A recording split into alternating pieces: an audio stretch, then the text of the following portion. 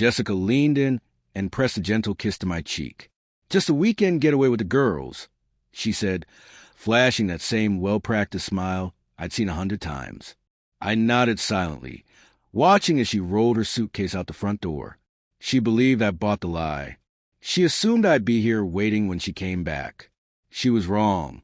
The second the door latched shut, I exhaled a breath I hadn't realized I'd been holding. For months, I'd known. The suspicious late-night texts she poorly concealed, the sudden uptick in effort with her appearance on specific days, the girls' nights and work dinners that always coincided with a faint trace of cologne that wasn't mine. Jessica hadn't been discreet. She didn't think she had to be. That was her fatal mistake. I had verified it weeks ago, not with a PI, but by piecing together the inconsistencies. Her trip wasn't with the girls. She was heading to a luxury resort 2 states away. Meeting him, she had no idea I knew, and even less of a clue what I planned. I opened my notes app. Everything was mapped out, every detail accounted for. I'd already split my finances, moved my direct deposits, separated accounts. My name was off the lease.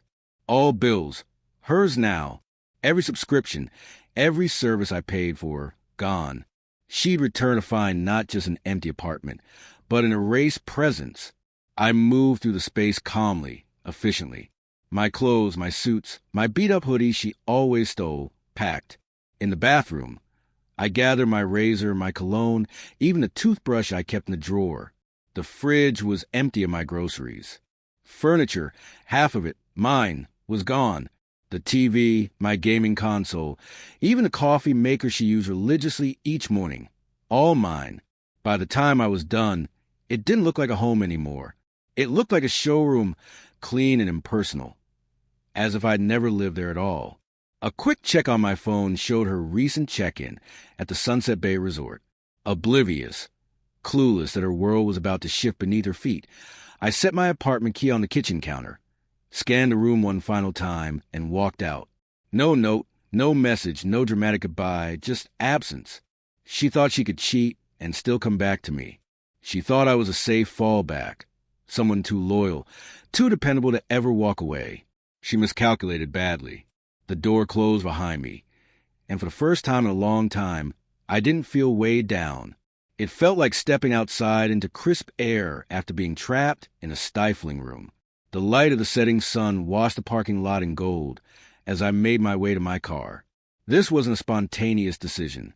I hadn't rushed, hadn't panicked. I'd been preparing for this moment with exacting precision. The apartment key sat alone on the counter, the last piece of me left behind. Every other thread connecting me to that life had been severed. There would be no way for her to contact me. She wouldn't know where I was. That was intentional. Behind the wheel, I looked up at the apartment one last time. So many memories tied to that place. Laughter, warmth, shared routines. But all that had died long ago, quietly, when trust began to rot. The walls were never the heart of the home. It had been the love, the honesty. Both had vanished. I tapped my phone. Another update. Jessica Monroe checked in. I smirked. She really thought she'd gotten away with it. She was probably sipping a drink by the pool, sending me half-texts between stolen kisses with another man. She had no idea I'd already left. She still thought she held the power, that I'd always be her backup plan, her comfort zone. But I had removed myself from that role. She was about to realize how thoroughly. I drove to my new apartment. 1 bedroom, clean, bright, mine. No echoes of betrayal in the corners.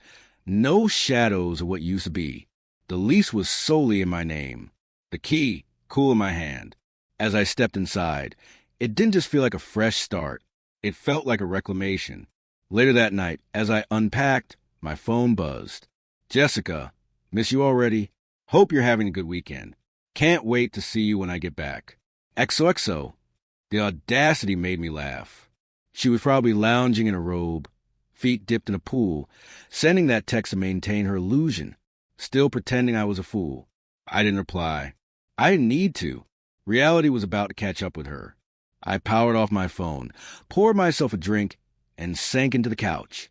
For the first time in what felt like forever, I felt at peace, free. Jessica's heels echoed in the hallway as she returned, Suitcase trailing behind her. The weekend had been perfect in her mind. Pampering luxury, the thrill of deceit. She hadn't thought of me much. She never did when she was indulging herself. I was just a constant, the one she could always return to.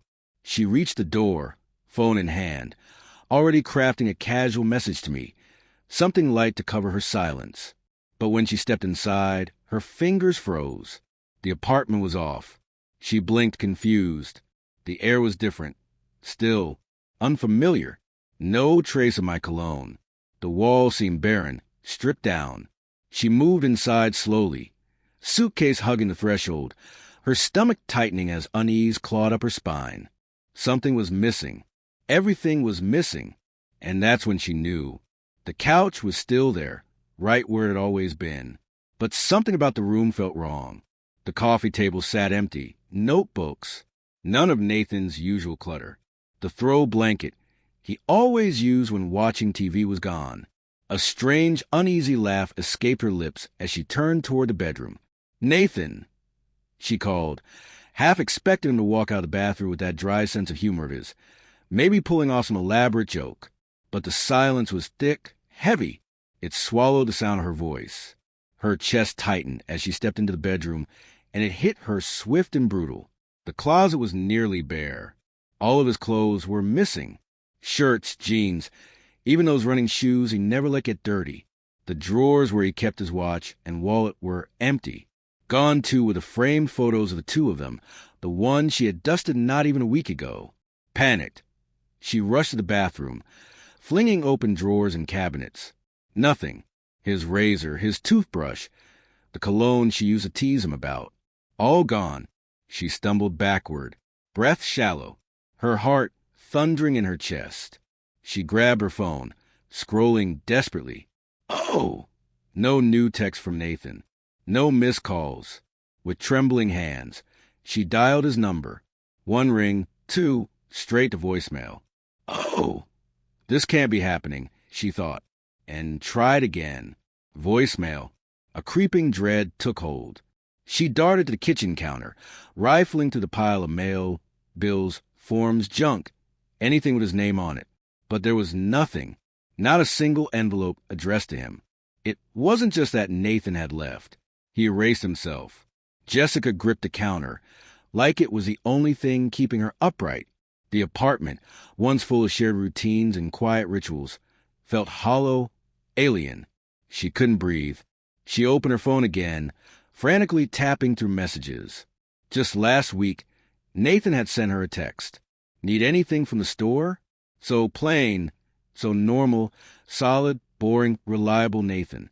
But now he was gone, and that quiet dependability felt like something she had taken for granted until it disappeared. Voicemail. She sent a text, her fingers shaking. "Nathan, what the hell? Where are you? Call me." She stared at the screen, willing it to change, to show a read receipt, typing bubble, anything. Nothing. It hung there like a ghost, unseen, unanswered. She wasn't used to this, to being ignored. Jessica had always known how to control the story, how to shift it in her favor. But this was foreign ground. She tore through the apartment, flinging open drawers and cabinets, searching for some proof that he hadn't really gone, that he'd left something behind. But all the signs pointed to the same truth. Nathan had wiped himself out of her world. Even the Netflix login didn't work anymore. Her name was the only one left on the lease. She felt herself unraveling. The cold dread that crept through her was more than guilt. It was grief. He must have known. Of course he had. He had been planning this probably for a while, watching her, waiting, letting her believe everything was still salvageable. She collapsed onto the couch, pressing her hands against her face, trying to make sense of it. How long had he been preparing? All those times he didn't argue. When he stayed quiet instead of reacting, that wasn't indifference. It was strategy. Her phone buzzed. Her heart leaped. Lisa. Jessica barely remembered answering. "Hey, how was your trip?" Lisa chirped, completely unaware. "Fine," Jessica lied, her voice flat and tight. Lisa kept talking. Something about brunch, someone's birthday, but Jessica couldn't focus. She stared at the empty corners of the apartment, the blank spots on the wall. Her stomach churned. "Nathan's gone," she said suddenly, cutting Lisa off mid-sentence. There was a beat of silence. "What do you mean gone?" Jessica's grip on the phone tightened. "I mean he left, took all his stuff, canceled everything like he was never here." Her voice cracked. "He's just gone." Lisa inhaled sharply. "So he knows." Jessica didn't answer right away, saying it would make it too real. She looked around again, taking in the sharp emptiness. The silence was louder than any argument they'd ever had. He had vanished without yelling, without tears, just quiet, deliberate departure. Lisa's voice dropped. "This is bad." "No kidding," Jessica murmured, scrolling through her phone again, rereading old messages, hoping for someone to hold on to. But there was nothing. No response, just the echo of absence. "Maybe you just need space," Lisa offered, though her tone lacked conviction.